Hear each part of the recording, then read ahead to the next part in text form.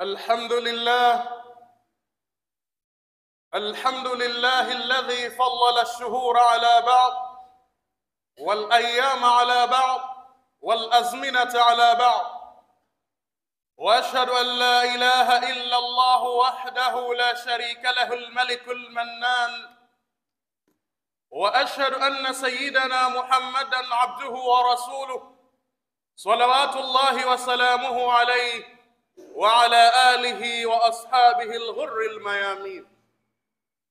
إن الله جل وعلا يقول في كتابه العزيز بعد أعوذ بالله من الشيطان الرجيم: إن عدة الشهور عند الله 12 شهرا في كتاب الله يوم خلق السماوات والأرض منها 4 حرم ذلك الدين القيم فلا تظلموا فيهن أنفسكم وقاتلوا المشركين كافة كما يقاتلونكم كافة واعلموا أن الله مع المتقين.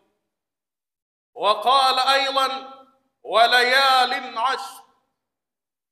أما بعد، أوصيكم عباد الله ونفسي أولا بتقوى الله وطاعته، واعلموا علم اليقين أن الفوز للمتقين، فنسأل الله أن يجعلنا من المتقين. Watukufu wa Islam, sinabudi kukuhusieni kama ilivyowajibu kuhusia nafsi yangu juu swali zima la kumcha Allah subhanahu wa ta'ala katika maisha yetu ya kila siku. Ikhwatul muslimun, kwa hakika maudhui kamili ya mada yetu ya leo katika khutba hii ya kwanza insha Allah tutazungumziana ima tutakumbushana kwa ufupi kabisa juu ya utukufu wa masiku 10 ya Dhulhijja, kwa maana ya mfunguo 3. Maashara almuslimin, mwanzo kabisa nimetangulia kuisoma aya ya Allah subhanahu wa ta'ala iliyo katika sura At-Tauba, akitoa agizo zito kabisa kwa kusema baada a'udhu billahi minash shaitani rrajim: inna iddata ash-shuhuri 'inda Allahi 12 shahran fi kitabillah, hakika idadi ya miezi ni 12 ambayo Allah subhanahu wa ta'ala ametujalia kwa mzunguko wa mwaka mzima. Yauma khalaqa as-samawati wal arda, siku ambayo ameumba mbingu na ardhi. Minha 4 hurum, ndani ya hii miezi 12 muna miezi 4 mitukufu zaidi. Kwa maana kama ni mitukufu zaidi, tunatakiwa mimi na wewe tuzidishe mema zaidi. Tena Allah anasema dhalika dinul qayyim, hiyo ndiyo dini iliyo sawa sawa, dini iliyo strong, dini iliyo ya haki. Fala tadhlimu fihinna anfusakum, basi ninachokutakeni nyinyi waja wangu, Allah anakusudia kusema musidhulumu nafsi zenu ndani ya miezi hiyo, bali na mengineyo. Na kudhulumu nafsi manake kufanya dhambi mbalimbali. Lakini je, hivi tukujiuliza katika miezi hii tunatii agizo la Allah subhanahu wa ta'ala? Jawabu ni wachache katika hao, bali ndiyo miezi ambayo inaonekana Allah subhanahu wa ta'ala kama kwamba kaamrisha hivi watu wamwasi yeye, hali ya kuwa amekataza juu ya jambo hilo. Na miezi hii miwili imefuatana inaitwa Dhulqaada, mfunguo 2, bila shaka tumeshatokana nao, na mwingine ni Dhulhijja, mfunguo 3, na mwingine ni Muharram, mfunguo 4, na mwingine ni Rajab. Hii ni miezi ambayo tulitakiwa tuzidishe mema mbalimbali kwa ajili ya maslahi yetu sisi huko kwa Allah subhanahu wa ta'ala. Lakini kwa vile sisi tuko katika mmoja katika miezi hiyo mitukufu ambayo ni Dhulhijja, kwa itakuwa ni wajibu kwetu sisi tukakumbushana yale ambayo yanatakiwa kuyazidisha kuyafanya ndani ya mwezi huu. Kwa hiyo hata Allah subhanahu wa ta'ala ndiyo kuna vitu akaviapia, akasema wal fajri wa layalin ashr. Allah subhanahu wa ta'ala aliposema wa layalin ashr, anakusudia na hapa kwa masiku 10 ya mwanzo ya mfunguo 3. Ndiyo haya ambayo tulikuwa nayo. na kila ambacho Allah subhanahu wa ta'ala kakiapia, maana yake kutakuwa kuna hikma maalumu ambayo ameilenga hapo. Kwa hiyo tukirudi katika hadithi ya Mtume sallallahu alaihi wasallam, anasemaje juu ya masiku haya? Mtume sallallahu alaihi wasallam anasema, ma min ayamin, hakuna katika masiku afdalu, yaliyo bora zaidi, au ahabbu ila Allah, mtu kufanya amali njema. Yani ma min ayamin al-amalu salihu ahabbu ila Allah min hadhihi al-ayyam, hakuna masiku yaliyokuwa bora zaidi kwa Allah subhanahu wa ta'ala mtu kufanya amali salih, amali njema mbalimbali, kuliko masiku haya. Masahaba Mtume sallallahu alaihi wasallam wakauliza, qalu, wakasema, wala al-jihadu fi sabilillah, ya Rasulullah, hata jihadi pia? Mtume sallallahu alaihi wasallam akasema, naam, ndio, illa rajulun kharaja bimalihi wa nafsihi falam yarji' dhalika min shay, ila yule mtu ambaye labda kaenda jihadi akapigana, asirudi chochote yeye na nafsi yake, kwamba kafa jihadi, ama hapo huyo atakuwa kidogo yuko bora. Lakini kwa kuwa kaenda jihadi, kapigana, akarudi salama, basi atakayefanya amali ndani ya matendo haya, au amali itakayofanywa ndani ya matendo haya ambayo ni njema kwa Allah subhanahu wa ta'ala, inapendeza zaidi. Na kwa kweli hakujaja hasa hadithi hasa iliyohusisha hasa katika masiku haya kufunga, bali kufunga ni katika amali njema. Kwa hiyo inatakiwa wewe, kama utaweza kufunga funga, lakini kama hutaweza kufunga, zidisha kumdhikri Allah subhanahu wa ta'ala kwa wingi, zidisha kumswalia Mtume sallallahu alaihi wasallam kwa wingi. Siku hasa kama ya leo ya Ijumaa, ambapo Mtume kausia, zidisheni kunisalia mimi siku kama ya leo ya Ijumaa, kwa sala zenu zinanifikia. Lakini leo hii msiba mkubwa katika jamii ya Waislamu, tukiulizana nani kamswalia Mtume angalau mara 100, yawezekana msikiti mzima pengine ushindwe kupata hata mmoja. Na hili ni jambo ambalo linasikitisha. Ikiwa sisi Allah katutaka watazawadu fa inna khayra zadi taqwa, tuchukue zawadi bora ni ucha Mungu, yale ambayo yatatufaa sisi baada ya kufa, ndio tunatakiwa tuyafanye zaidi.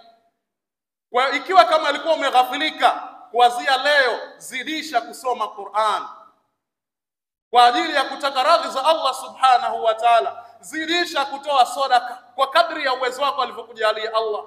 Ikiwa mtu ambaye unamiliki 10,000, hebu igawanye angalau 1000 wape sadaka tofauti. Kama mtu ambaye unamiliki 500, hata watoto wape shilingi 100. Kama ni mvuvi, ukipata samaki, angalia japo yule ambaye mmoja, mpe mwenzako ambaye unajua huyu hana uwezo wote. Ukiwa ni mkulima, yani kila mtu afanye kwa kadri ya nafasi yake aliyomjalia Allah subhanahu wa ta'ala. Kwa watukufu wa Islam, tunatakiwa tuzidishe mema mbalimbali, ikiwemo swali la kufunga, lakini kama nilivyosema, sio kufunga tu, hata sadaka, hata mema mbalimbali, kumsaidia mtu katika shida yake, kuhudhuria madarsa, kumdhikiri Allah subhanahu wa ta'ala kwa wingi kabisa, na mema mbalimbali ambayo tunayafahamu. Haya tunatakiwa tuzidishe zaidi ndani ya siku hizi. Maashara almuslimin, bahati nzuri katika siku hizi 10 pia kuna swali zima la funga ya Arafa, ambalo Mtume sallallahu alaihi wasallam ametushajihisha na ametuhimiza. Kwanza, yusannu siyamu yaumi Arafa lighairi alhajj, inasuniwa kufunga siku ya Arafa, funga ya Arafa kwa mtu ambaye sio hujaji, kwa sababu hujaji wao hawataki kufunga kwa ajili ya kupata nguvu ya kumdhikiri Allah subhanahu wa ta'ala pale uwanja wa Arafa. Kwa mimi na wewe tunatakiwa tujitahidi hii siku ya mwezi 9, ingawa swali hili kama tulivyoliona lina mgogoro. Je, Arafa mwezi 9 pale ulipo, au siku ambao watasimama mahujaji? Lakini tunasema kwamba kauli zenye nguvu ambazo kitaalamu na kimafhumu yaliyokuwa ya sahihi zaidi, funga ya Arafa mwezi 9 pale ambapo utakuwa uko wewe. Kwa sisi kama leo labda ni mwezi 2, siku ya mwezi 9 ndio sisi tutafunga Arafa. Sawa, ikiwa tumewafikiana na mahujaji, ima wao hatukuwafikiana, kwa sababu hakuna mafungamano baina ya kisimamo cha Arafa na funga ya Arafa. Na kama kuna mafungamano, ingelikuwa wao wanafunga kama tunavyofunga sisi. Na hili ukilileta kama ni lazima kwamba wao wanasema Arafa, sisi miaka kadhaa tulikuwa tukifunga. Hii teknolojia imetuwezesha leo tukuona kule tunapishana. Sasa je, unathubutu kusema tulizofunga Juma, je, sio sahihi?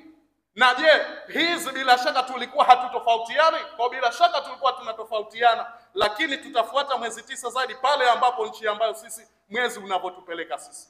Lakini atakayeona kwamba yeye kwamba lazima mpaka asimame kule, sawa na afanye. Hili si swali ambalo halitakikani mizozo baina ya Waislamu. Tunatakiwa tuheshimiane katika uoni, katika ufahamu. Ni makosa mtu kukata waliofunga sisi fulani kwamba hawapati thawabu. Hili halitakiwi, kwa sababu ni swali la ikhtilaf katika masaili ilmiya. Lakini cha msingi zaidi tunahimizana tu kwamba siku ya mwezi 9 funga ya Arafa, inshallah mtu ambaye ajitahidi mtu kadri ya uwezo wake aweze kuifunga. Kwa nini? Mtume sallallahu alaihi wasallam anasema siyamu yaumi Arafa ahtasibu ala Allah an yukaffira as-sanata allati qablahu was-sanata allati ba'dahu. Rawahu Muslim. Funga ya Arafa, kwa maana kufunga siku ya Arafa mwezi 9, natarajia kwa Allah subhanahu wa ta'ala kufuta madhambi ya mwaka uliopita na ujao baada. Hivi sisi hatuna madhambi? Ni hadithi sahihi kabisa. Kwa bila shaka humu tuna madhambi na tunazidiana, wengine kama yatapimwa zaidi ya polo. Kwa hebu turejeeni kwa Allah subhanahu wa ta'ala kwa kujikurubisha kwa amali mbalimbali njema kama hizi.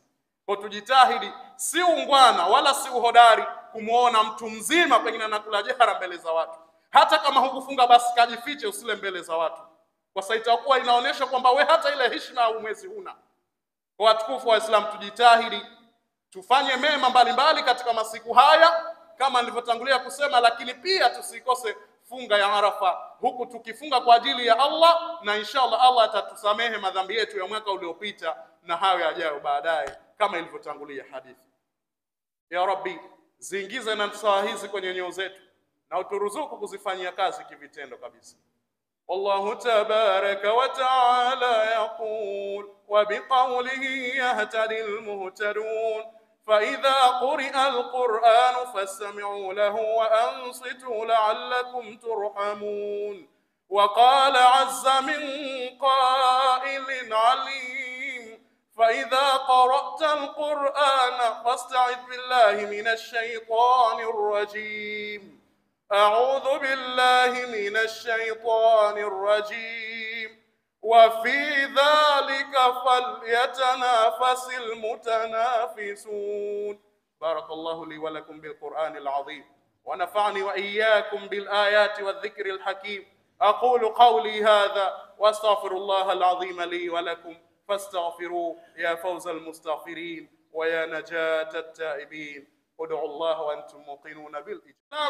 Sinabudi kukusieni kwa mara ya pili juu ya swali zima la kumcha Allah subhanahu wa ta'ala. Na ikiwa unakumbuka vizuri, khutba ya kwanza tumehimizana juu ya kuyafanya a'malu salihah, mema mbalimbali katika siku hizi zaidi. Naelewa kwa sababu Allah subhanahu wa ta'ala anasema wa fi dhalika falyatanafasil mutanafisun. Na katika hayo mema hebu na washindane wenye kushindana. Hatujaambiwa tushindane kwenye mipira. Uganadume wa kweli ni kushindana katika kheri. Mwenzako anasoma juzu moja, wewe soma 2. Huu ndio ujanadume hasa. Si ujanadume wa kutafuta jenzi jioni kuelekea kwenye viwanja vya mipira, ima kwenda judo, ima upuuzi mwingine mbalimbali.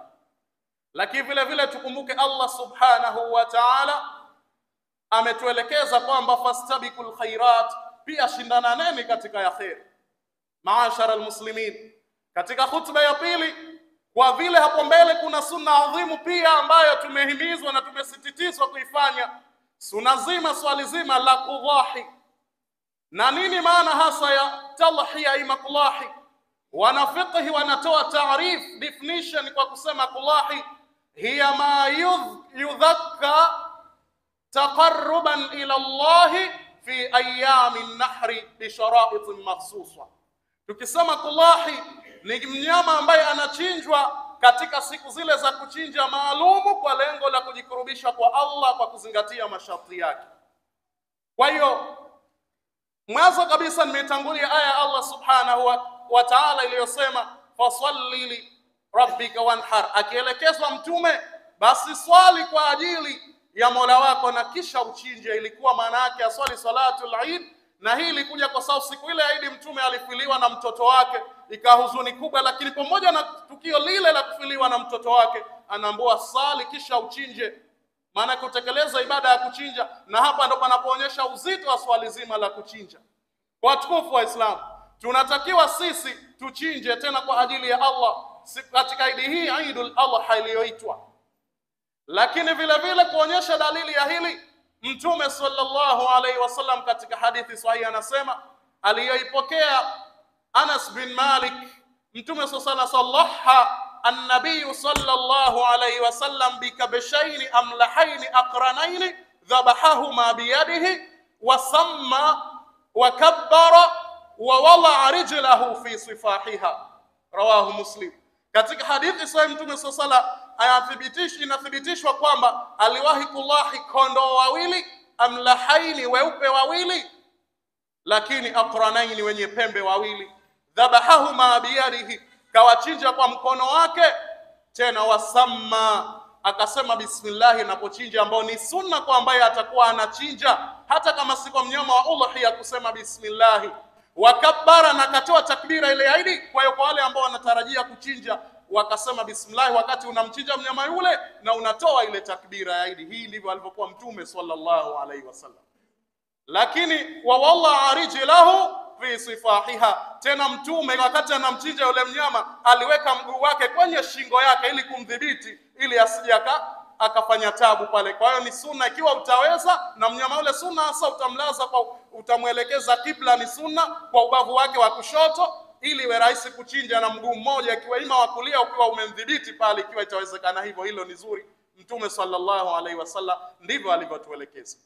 Maashara almuslimin, kwa ukweli hukumu ya swali hili la kulahi wanazuoni wametofautiana. Wapo walioenda kusema ni wajib, lazima kwa mwenye uwezo, na wamechukua hii aya fasalli li rabbika wanhar, na ukitoa hiyo pia wamechukua hadithi ile aliyosema Mtume sallallahu alaihi wasallam, man kana lahu sa'atu, mtu ambaye atakuwa na uwezo wa kulahi wala yulahi, na asiweze kutekeleza swali zima la kulahi, basi fala yaqrabanna musallana, asije tunaposwali Idi sisi. Hii kauli alizungumza Mtume sallallahu alaihi wasallam. Kwa baadhi ya wanazuoni kama Abu Hanifa na Imam, baadhi ya Malikia na Imam Auza'i wamezungumzia kwamba ni wajibu, lakini kaulu jumhur, kauli ya kundi kubwa la wanazuoni, kwamba kuchinja sio wajibu bali ni sunnatu muakkada, sunna iliyosisitizwa, na hii ndio kauli yenye nguvu. Na hii ni kwa sababu kuna hadithi pia wanatetea, wanaitoa dalili hiyo ambayo tutaisoma hapo mbele kutoa maelekezo juu ya swali zima hili la kuchinja. Maashara almuslimin, kwa ina maana mimi na wewe tunatakiwa tujipange. Kama uwezo hatuna mwaka huu, tujipange na hili. Kwa kusema kweli, watukufu wa Islam, swali la kuchinja bado hatujalipa umuhimu katika jamii. Laiti kama tungelikuwa tunalipa umuhimu, basi tungekuwa tunaliweza. Na kwa sababu kama tutakavyobainisha wanyama gani ambao wanastahili kuchinjwa katika swali hili, kwa sababu kumewekwa masharti maalumu kwa mnyama ambaye anakusudiwa wa udhiya. Wanazona anatuambia kwanza, an yakuna min bahimatil an'am, awe ni katika wanyama wa miguu minne, na hawa wanyama wenyewe ni maalumu. Kwanza al-idlu, ngamia, thumma al-baqara, baqaru, kisha ng'ombe, thumma al-la'nu, kisha kondoo, ima kabshu, kisha thumma al-ma'zu, kisha mbuzi. Hawa ndio wanyama waliosuniwa kuchinjwa. Sasa kwa ng'ombe au ngamia inaruhusika kuchinja kwa watu 7, na hili alilithibitisha Mtume sallallahu katika hadithi aliyoipokea Anas bin Malik. Anasema, naharna ma'a rasulillahi sallallahu alayhi wasallam aam al-Hudaybiyah al-badanata an 7 wal-baqarata an 7. Tulichinja sisi mwaka ule wa Hudaybiyah pamoja na Mtume sallallahu ng'ombe mmoja, tukashirikiana watu 7 na ngamia watu 7. Hivi kweli watukufu wa Islam, sisi watu 7 hatuwezi kulahi kweli? Utakuta kwamba uwezo wa kulahi tunao, lakini bado hatujalitilia maanani swali zima hili. Mtaa kama huu siku ya Idi unukie nyama, ili asiye na uwezo na yeye aweze kupata. Lakini kuna mengi tu katika jamii tuliyoyafanya kama ni ya muhimu. Kwa mfano swali zima la Maulidi hili, ikiwa hujatoa pesa utaonekana mbaya, utasengenywa kama kwamba jambo la lazima. Watu wakaacha mafundisho sahihi ya Mtume sallallahu alaihi wasallam kwenye jambo litakalokuwa lina faida kubwa.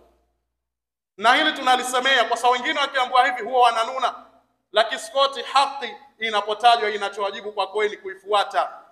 Afadhali hebu na tughairishe maulidi, tuweke mchango watu 77 kwenye mtaa tulahi. Hili ndo lenye msingi zaidi kuliko hayo maulidi. Leo mtu yuko tayari kuuza muembe, hata msikie maisha magumu, lakini usikie maulidi kughairika. Lakini kama hili litaanzishwa mtaani, tuchanga, ikifika kipindi mtatasa maisha magumu, maraitu silahi. Hivi ndivyo ilivyo katika jamii. Hebu tuyapeni umuhimu mambo ambayo yako wazi kwa mujibu wa dalili za Qur'ani na Sunna. Na hapo ndipo Allah atatupenda kuliko kutafuta yale ambayo kidogo ya pembeni pembeni, tukayapa kipaumbele, tukayaacha yale ambayo tumeelekezwa katika sheria. Kwa watukufu wa Islam, hebu natupangeni watu 77. Leo watu huchinja wengine lakini kwa kitoweo, tena watu watatu tu. Na wengine pengine wanachinja kwa ajili ya biashara tu, tamaa tu za kidunia. Ukiangalia wengi kama nilivyosema tuna uwezo wa kulahi. Kwa hebu tujipangeni, ikiwa mwaka huu tumekosa, tuweke nia kwa Allah Subhanahu wa Ta'ala, tufanye mchango wetu, tuweze kununua kama ni ng'ombe, ngamia, kigada pengine hatuna uwezo naye, lakini tujalie huyo ng'ombe ili mwakani insha Allah na sisi tuweze kulahi, tuweze kutekeleza sunna hii adhimu.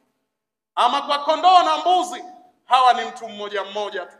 Sasa kila katika masharti la pili wanazuoni wanasema ni kuzingatia as-sinnul mujzi'a, miaka inayokubalika kuchinja kwa yule mnyama.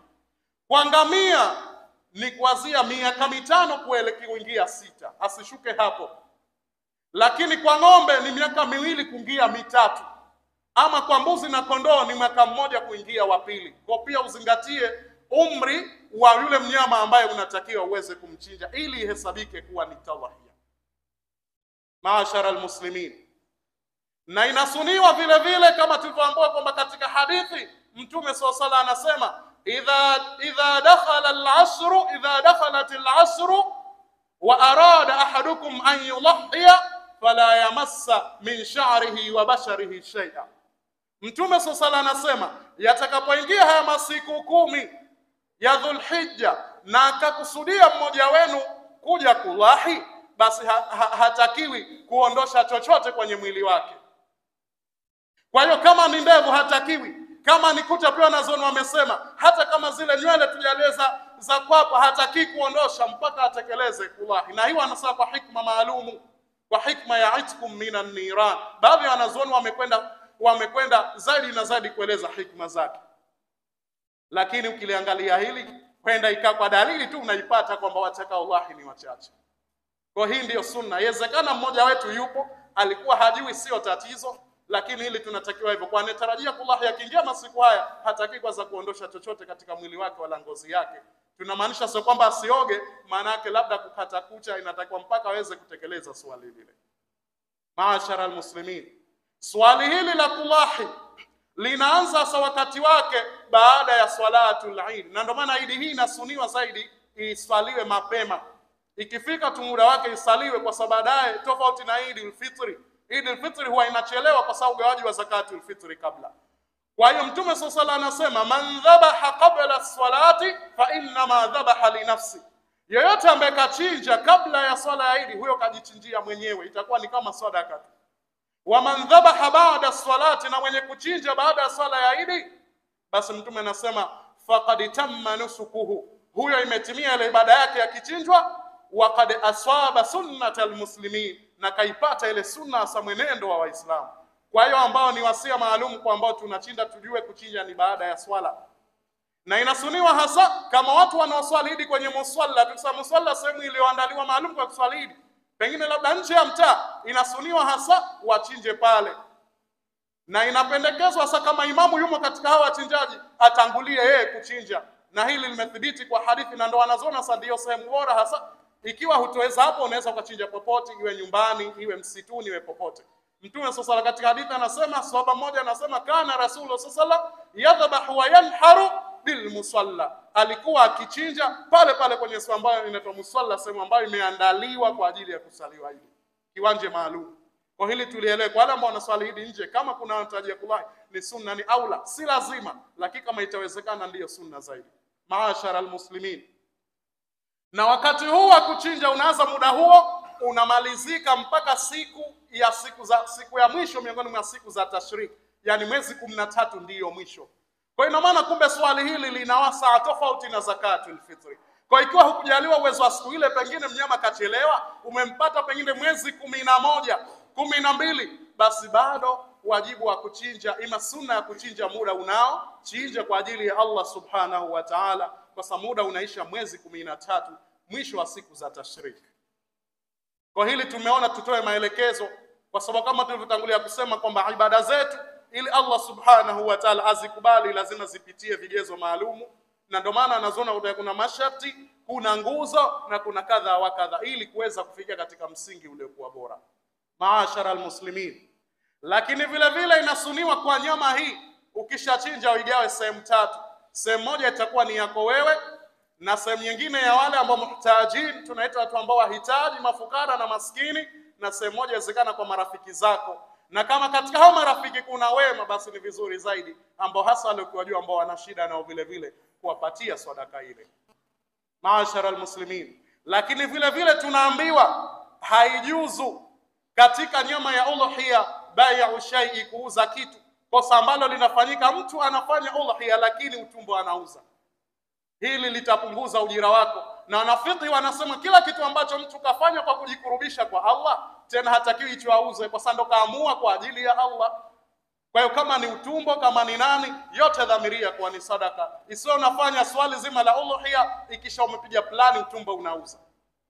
Lakini vile vile pia tumeambiwa pia haijuzu kumpa ujira yule ambaye jazar, mchinjaji, na hili uzuri aeleweshwe kwamba ataomba, ima kutakuwa na yatapatiwa tu mle sadaka fulani ya ile nyama, lakini hasa kisheria hatakiwi naye kupewa ujira. Na yote hapo kwa hadithi, hatuna muda wa kuzigusa hadithi hizo. Maashara almuslimin, lakini tukimalizia kwa upande wa wanyama ambao sifa za wanyama wanaotakiwa kuchinjwa, tunatakiwa, wanafiqhi wamesema pia yule mnyama atakasike na aibu. Na aibu hizi walizokubaliana wanafiqhi ziko 4.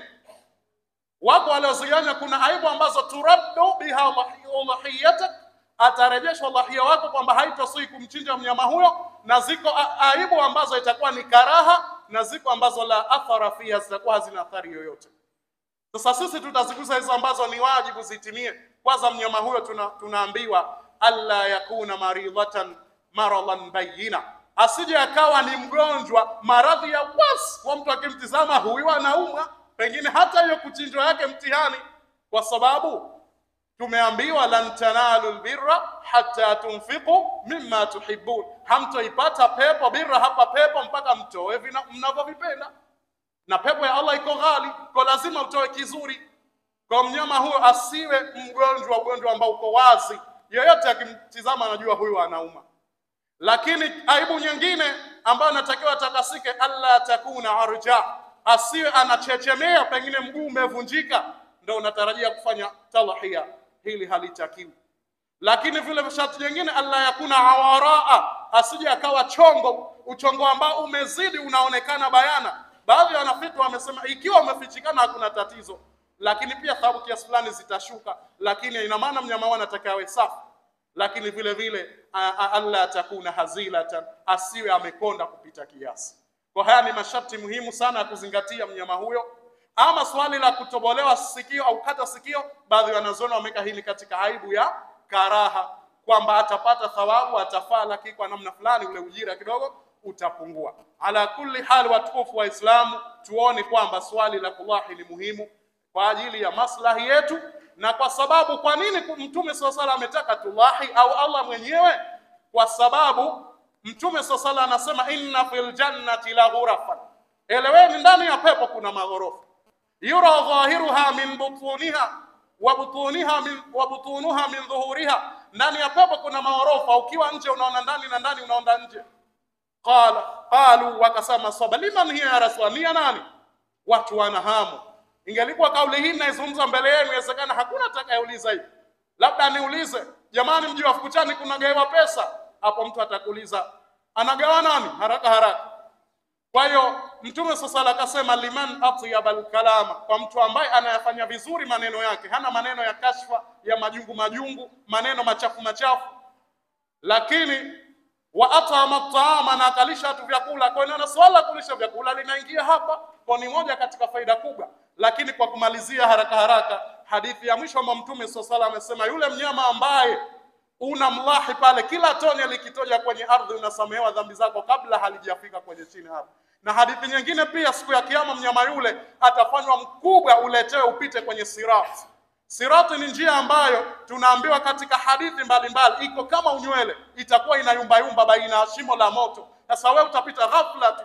Kwa hatuoni kwamba watukufu wa Islam kuna faida? Kwa watukufu wa Islam, ala kulli hali, hili tuhimizane. Ikiwa kama nilivyosema mwaka huu hatujajipanga, tujitahidi tujipange. Isiwe ni watu tu wa kusubiri tupewe tu, lakini sisi wenyewe hatuna mipango iliyokuwa mizuri juu ya kujitafutia akhira yetu, jambo ambalo tunajua kila mtu atakufa na kila mtu anahitaji mazuri. Sasa haya mazuri hayatopatikana bila sisi kujiandaa. Kwa watukufu wa Islam, kilichokuwa muhimu ni kuweza kuzifanyia kazi na saa hizi, na tumuombe Allah subhanahu wa ta'ala atupe sisi uwezo wa kulahi na atupe moyo wa imani na ujasiri wa kuweza kulitekeleza swala hilo. Inna Allaha wa malaikatahu yusalluna 'alan nabi ya ayyuhalladhina amanu sallu 'alayhi wa sallimu taslima.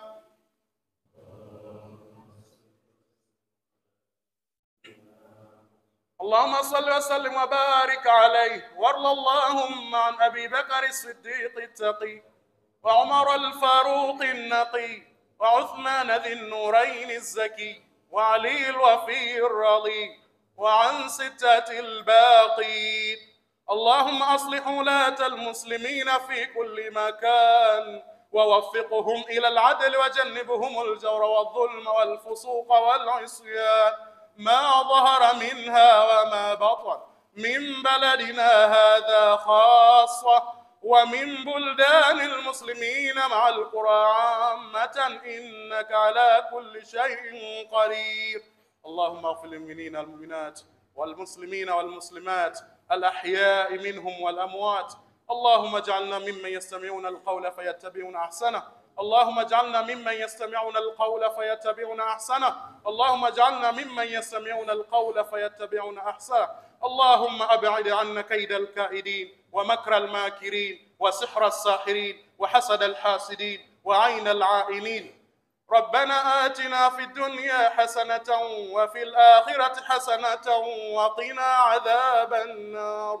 عباد الله، إن الله يأمرنا بالعدل والإحسان وإيتاء ذي القربى وينهى عن الفحشاء والمنكر والبغي يعظكم لعلكم تذكرون. اذكروا الله العظيم الجليل الكريم يذكركم ولذكر الله أكبر والله يعلم ما تصنعون.